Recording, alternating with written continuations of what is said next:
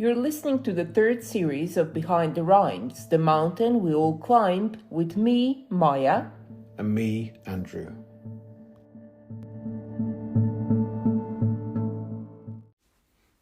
Safe haven. Was a place. Was a great port. A great port to weather life's storms. 10 years did it shelter me. 10 years did it protect. It was my rock to cling to, my island in the maelstrom. Many ships came and went. Port and lighthouse stood strong. Time and age took its toll. Walls crumbled, lights dimmed. Sirens lured my ship away.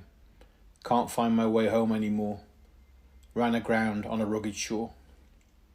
Out at sea again, looking to the horizon, looking for land, a refuge, a haven. The old port will be rebuilt, but its fires won't offer any warmth to me. Dark blue-black waters stretch out. I look, searching for the sun to feel its comfort and embrace. In the moment only cold is felt. Now is the winter of discontent. What lies behind these rhymes, Andrew? Well, I'm going to say, as things I've said before, there's multiple meanings to this. Is this about a relationship? Is this about a 10-year relationship that has ended? Sort of.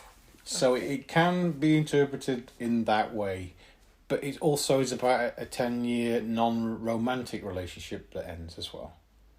But if you read it another way, it can be 10 years of a romantic relationship that's ended. That's how I read it initially, yes. But it actually is about the ending of a non-romantic relationship. A friendship? Many friendships, actually.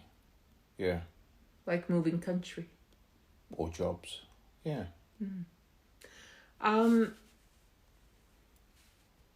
Did you write this poem at the time when those relationship ended? Yes. It was written at the time, just afterwards, actually, yeah. And how did you feel? Did you find... Because we often talk about the pain of romantic relationships, but it's not so often recognized how painful it is when friendships end. I would equate the pain to be the same. It's 10 years spent with anybody is a long time, whether it's a romantic partner or a friend or a work colleague. That's a long time, lots of memories, good and bad, built up over those 10 years. So it's the same, ending a 10-year marriage, ending a 10-year romantic relationship, ending a 10-year friendship, and moving on in work after 10 years of being somewhere, and the distance sometimes that causes, and the fact that, you know, those friendships that were built up at work, some didn't survive or don't survive outside of work. This poem, Safe Haven, is part of a group of poems which you've put in a segment called Echoes in the Fog in your book, From the Mountain to the Waterfall. Does that refer to the actual experience when this was happening, or is this you remembering what happened? Why is it in that segment, Echoes in the Fog? Because I was lost at that point. And you equate that to being lost during a hike? Well, because the whole book is related to a hike, it seemed reasonable to add a section where you just can't see where you're going. And this certainly was a point in my life where I couldn't see where I was going, and I have to apologise for borrowing Shakespeare at the end, in the winter of discontent. Yes, you talk about feeling cold, being lost at sea. It's very clear that you're trying to find your way. Yeah, I don't know. I mean, we talk about journeys up a mountain, but and this obviously is more to do with a sea journey essentially. But it's obviously full of deliberate metaphors about rocks, stable places, like stable relationships or relationships that you think are stable. Something comes along, an unexpected storm, and the rock obviously stands, but sometimes the structures surrounding it don't. How do you feel now? There are years between you and this event, your present and that past. How do you feel now about that situation? Well, I don't want to use the cliche time is the healer, but it certainly does heal. But if I let myself drift back to this moment and to think to some of those people and some of those friendships, relationships that were lost, it still brings sadness now. And it really has affected sort of moving on and sort of not wanting to establish other friendships and relationships for fear that this also might happen and being hurt again, protecting yourself. You're touching there on a very interesting subject, which you have addressed actually in other poems when talking about romantic relationships, because the immediate response when you lose someone who is dear to you is to protect yourself by not getting attached to other people. But there is a downside to that. So, although you're talking here about losing friends, do you not think that the right thing is to open yourself to new friendships?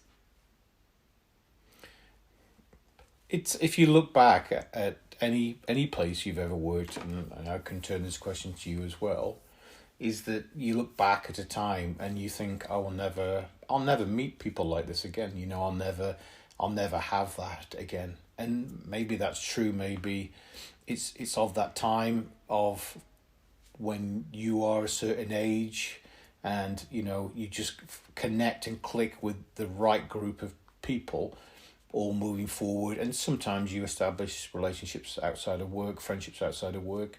Sometimes it's purely work relationships. I mean, you know, you work somewhere for quite a long time. It was 10 years, wasn't it? Or 12, 12, yes. Yeah. Yes, absolutely. No, I had wonderful friends there, a really great team. Not throughout the 12 years, but during 5 years, I just had the most amazing team. And I am actually still in touch with some of those people, at least those who are still alive. The pain of losing friends, it's huge. I remember being affected very much when that team sort of moved on. But I would never change it for anything. Having that human experience of connection that you were talking about, I think that is one of the greatest things about human relationships. I would equate this to romantic relationships. Sometimes, and again, the fog metaphor, is you don't know how good you've got it sometimes, and you until it's not there, and that's also a cliche. I'm aware of that, but you don't know at the time that it may never be this way again, or it's never going to be this way again. It's only looking back, you can think, wow, you know, that what great times they were, you know, and it brings on longing, and you know, you miss these people in these times, and everybody has a story. We all have stories about funny things that happened, but yeah, I equate it to a relationship, to a romantic relationship, because feelings run deep for friends as well. Absolutely. Now that we know what Safe Haven is about, would you like to read it again for our listeners, please? Safe Haven was a place, was a great port to weather life's storms. 10 years did it shelter me, 10 years did it protect. It was my rock to cling to, my island in the maelstrom. Many ships came and went, port and lighthouse stood strong. Time and age took its toll, walls crumbled, lights dimmed. Sirens lured my ship away, can't find my way home anymore. Ran aground on a rugged shore. Out at sea again, looking to the horizon, looking for land, a refuge, a haven. The old port will be rebuilt, but its fires won't offer any warmth to me. Dark blue-black waters stretch out. I look. searching for the sun to feel its comfort and embrace. In the moment, only cold is felt. Now is the winter of discontent.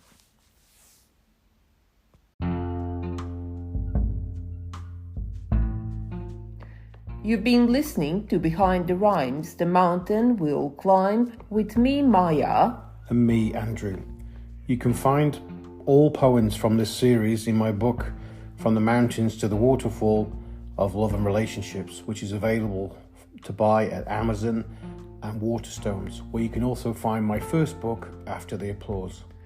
Thank you for joining us on this poetic journey. And if you want to come on our real mountain hikes, have a look at our website, hikingthebalkans.com, and drop us an email at welcome@hikingthebalkans.com.